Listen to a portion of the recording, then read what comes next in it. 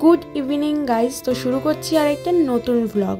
তো দেখো আমাদের বাড়িতে যে পাখিগুলো পোষা হয় তার মধ্যে একটা পাখি কিন্তু আজকে খুবই ইনজিওর হয়ে গেছে, তাই জন্য কিন্তু এখানে ওকে খাওয়ানোর ব্যবস্থা চলছিল, কারণ ও একদমই খেতে পাচ্ছিল না ওকে, তাই একদম সবকটা পাখির থেকে আলাদা রেখে ওর এখানে আমরা যেটুকু পারছিলাম চিকিৎসা করছিলাম। পাখিটার কিন্তু পেটে অনেকটা খিদে ছিল, কিন্তু প্রথমে ও খেতে পাচ্ছিল না গলার ব্যথার জন্য, আর বা আমরাও হয়তো ঠিক করে সেরকম দিতে পারছিলাম না। তো পরে একটু টেকনিক করে দেওয়ার পর কিন্তু ও কিছুটা খেয়েছিল। তারপরে দেখো ওকে একটা নিরাপদ জায়গায় রাখলাম, কারণ এখন ওকে সবার সাথে রাখা যাবে না। তারপরে চলে গেছিলাম আমরা বাজারঘাট করতে, কারণ পরের দিন ছিল শিবরাত্রি। তো এটা হচ্ছে শিবরাত্রির সকাল। তো সকালবেলা আমি আগে বাড়িতে পুজো দিই, এইগুলো সবই কিন্তু আমাদের গাছের ফুল। প্রথমে বাড়িতে পুজো দিয়ে তারপরে আমি যাব মন্দিরে পুজো দিতে। আর বলে রাখি এই বছরই কিন্তু আমাদের ছিল প্রথম শিবরাত্রি, অর্থাৎ বিয়ের পর আমাদের দুজনের প্রথম শিবরাত্রি পালন।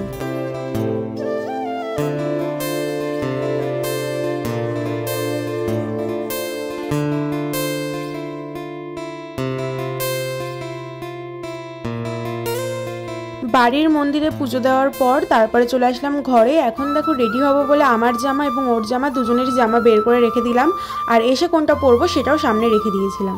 আর যাওয়ার আগে এখানে সাবুটা ভিজিয়ে রেখেছিলাম, আর ফল ছিল ঠাকুরের প্রসাদ, সেগুলো সব এক জায়গায় করে রেখেছিলাম। আর এখানে কিন্তু আমরা দুজনে একদম রেডি হয়ে গেছি। আর ওইদিকে দেখো পাখিটাকে আলোর মধ্যে একটু রেখেছিলাম দিনের বেলায়, ওকে এখন খাওয়ানোর সময়, তাই ওকে খাইয়ে দাঁড়িয়ে আমরা যাবো একটু শিবরাত্রি পালন করতে। আর বলে রাখি আমার বর কিন্তু এর আগে কোনো সময় শিবরাত্রি করেনি, এই প্রথমবার আমার সাথেও যাবে। আর সব নিয়ম কিন্তু একদম ঠিকভাবে পালন করেছে। আর আমরা পুজো দিতে এসেছিলাম আমার বাবার বাড়ির এখানেই, মানে আমাদের বাড়ির এখানে যেই শিব মন্দিরটা রয়েছে তোমরা আগেও আমার ভ্লগে দেখেছো, সেখানেই এসেছিলাম পুজো দিতে। এখানে প্রত্যেক বছরই খুবই বড় করে পুজো হয়, প্রত্যেক বছর আমি তো এখানে থাকি, কিন্তু এইবার পুজো দিয়েই চলে যাব।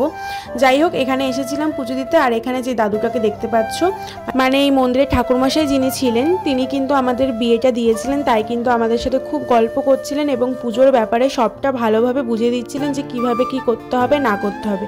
যেহেতু আমাদের প্রথম বছর তাই জন্য কিন্তু আমাদেরকে খুব ভালোভাবে বুঝিয়ে দিচ্ছিলেন পুজোর ব্যাপারে। তো আমরাও সেটা মেনে সেরকমভাবেই করার চেষ্টা করছিলাম।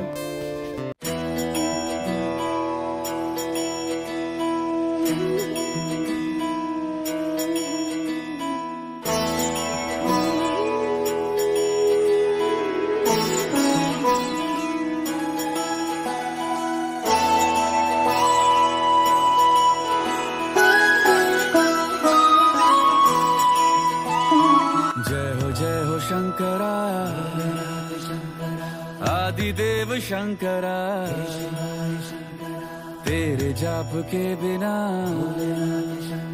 चले ये सांस किस तरह। मेरा कर्म तू ही जाने, क्या बुरा है क्या भला, तेरे रास्ते पे मैं तो आंख मूंद के चला।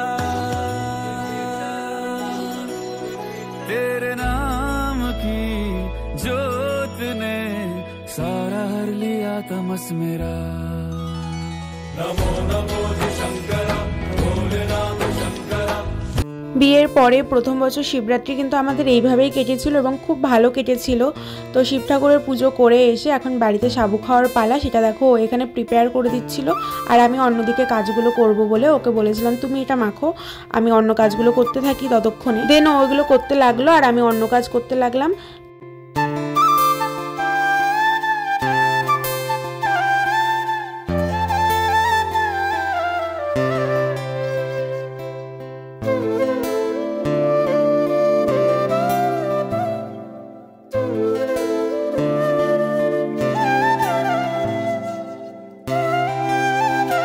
তারপরে খাওয়া দাওয়া করে দেখো পাখিটার কাছে চলে আসলাম। ও কিন্তু এখন আগের থেকে অনেকটাই সুস্থ হয়েছে।